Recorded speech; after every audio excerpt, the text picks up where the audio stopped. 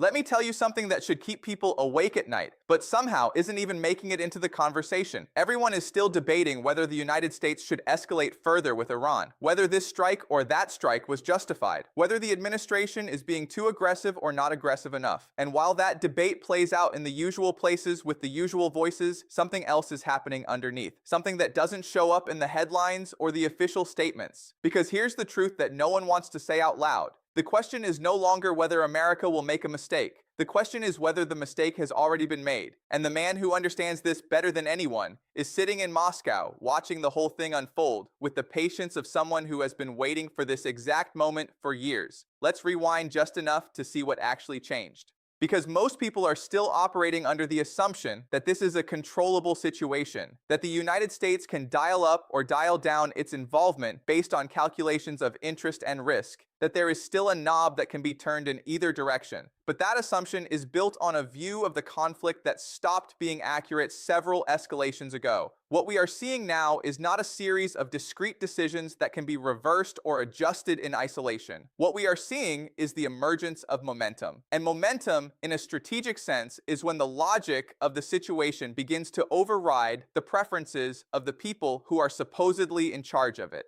Think about what has already happened. The United States has committed to a posture that is difficult to walk back from without appearing weak. Iran has absorbed damage and responded in ways that raise the cost of inaction. The regional actors that Washington depends on have been pulled deeper into the confrontation whether they wanted to be or not. And every single one of these developments feeds into a pattern that Putin has studied more carefully than almost anyone in Washington, because he has been preparing for this specific contingency. Not a war with Iran exactly, but a situation in which the United States finds itself trapped between escalation and retreat, unable to do either cleanly, bleeding credibility and resources, while the clock runs down on its political ability to continue. Here is what Putin actually sees when he looks at the current situation. He sees an American military that remains technologically superior, but structurally fragile. That sounds like a contradiction until you understand what fragility means in this context. It means supply chains that cannot sustain a prolonged conflict without breaking. It means production lines that take years to spin up to wartime capacity. It means a force that was designed for short, decisive engagements against conventional opponents, not for grinding attrition against a distributed and adaptive enemy. And it means a political system that has demonstrated repeatedly over the past 2 decades that its tolerance for casualties and cost is not infinite. In fact, it is surprisingly low once the initial surge of public support fades. Now compare that to what Iran represents from Putin's perspective. Iran is not a threat to Russia. It is not even really a competitor in most of the theaters that matter to Moscow. What Iran is, from Putin's cold calculation, is a tool, a very expensive tool for the United States to deal with, a sink for American attention, American munitions, American political capital, and most importantly, American time.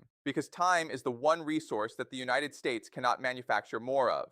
And every day that the United States is consumed with the Iranian problem is a day that Russia has to maneuver somewhere else. And this is where the mistake that Putin is waiting for becomes visible. Because the trap is not set at the beginning of the conflict. It is set at the moment when the conflict has already gone on long enough to feel normal, long enough that the urgency has faded, long enough that the people making decisions have stopped asking whether they should be in the fight and started asking only how to win it. That is when the mistake happens. Not a dramatic blunder in the middle of a crisis, but a slow, almost imperceptible failure to recognize that the criteria for success have shifted, that what started as a limited objective has expanded into something much larger, that the original reasons for fighting no longer apply, but the momentum of the fight itself has become its own justification. Putin does not need the United States to lose a war with Iran. That is actually not his optimal outcome. What he needs is for the United States to remain engaged in a conflict that it cannot win quickly and cannot leave cleanly. A prolonged, messy, inconclusive entanglement that drains resources without producing a decisive outcome. Because that is the kind of conflict that does the most damage to American credibility and to the stability of the global order that American power underwrites. A clear defeat would force a reckoning. A clear victory would reinforce the existing system. but a long, grinding, ambiguous slog in which the United States spends enormous sums, suffers real casualties, and ends up roughly where it started. That is the nightmare scenario for Washington and the dream scenario for Moscow. Look at what has already happened to the American defense industrial base just from the support to Ukraine and the current level of involvement in the Middle East. Munitions that were expected to last for years are being consumed in months. Production timelines for critical systems like interceptor missiles and artillery shells have stretched so far that even optimistic projections show gaps that cannot be filled without years of investment and retooling. And that is before a full-scale conflict with Iran. That is just the appetizer. The main course would require a level of industrial mobilization that the United States has not attempted since the Second World War. And unlike the 1940s, the manufacturing capacity simply does not exist anymore. It was outsourced. It was offshored. It was optimized for efficiency and shareholder returns, not for resilience and surge capacity. And that choice, which made perfect sense in an era of short wars and uncontested American dominance, is now revealing itself as a strategic vulnerability of the first order. Now add the political dimension, because this is where Putin's patience becomes genuinely dangerous. American elections are coming. They are always coming. And in a polarized environment where every foreign policy decision is viewed through the lens of domestic political combat, the space for careful, strategic thinking shrinks dramatically. The incentives for leaders on both sides of the aisle push toward posturing rather than prudence, toward appearing tough rather than being smart, toward short-term political survival rather than long-term strategic health. And Putin understands this perfectly because he has spent years studying the American political cycle. He knows that the window for sustained, coherent action is narrow and getting narrower. He knows that every casualty, every setback, every image of American vulnerability will be weaponized in the domestic arena. He knows that the patience of the American public is not bottomless, and that the threshold for what counts as an acceptable cost shifts downward the longer a conflict drags on without clear progress. So what does he do while all of this is happening?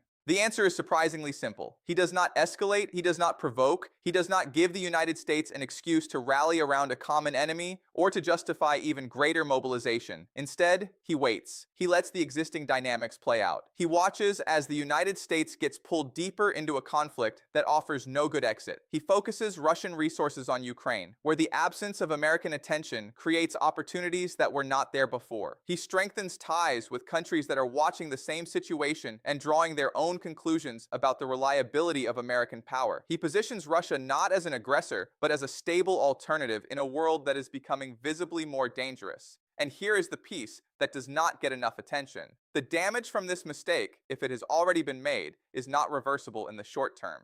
Even if the United States were to pull back today, even if a diplomatic solution somehow emerged, the perception of overextension has already taken root in capitals around the world. Allies have already started to hedge. Adversaries have already started to probe. Neutral countries have already started to recalculate. Those shifts do not reverse themselves just because the immediate crisis de-escalates. They accumulate. They compound. They become the new baseline from which all future calculations are made. That is what Putin is counting on. Not a dramatic American defeat on the battlefield. Not the collapse of NATO or the fall of Washington. Those are fantasies. What he is counting on is something much more plausible. A slow, quiet, almost invisible erosion of the conditions that have made American leadership possible for the past several decades. A world in which the United States is still powerful, still wealthy, still influential, but no longer so dominant that its commitments can be taken for granted. A world in which other powers have more room to maneuver, more freedom to pursue their own interests, less fear of consequences for stepping outside the lines that Washington has drawn. This is not a prediction that the United States will definitely make this mistake. It is an observation that the conditions for the mistake have already assembled themselves. The momentum is already building. The off-ramps that existed at the beginning of this escalation are fewer now than they were 6 months ago. And they will be fewer still 6 months from now. Every day that passes without a clear resolution makes it harder to avoid the trap, because every day creates new investments, new commitments, new expectations that cannot be abandoned without cost.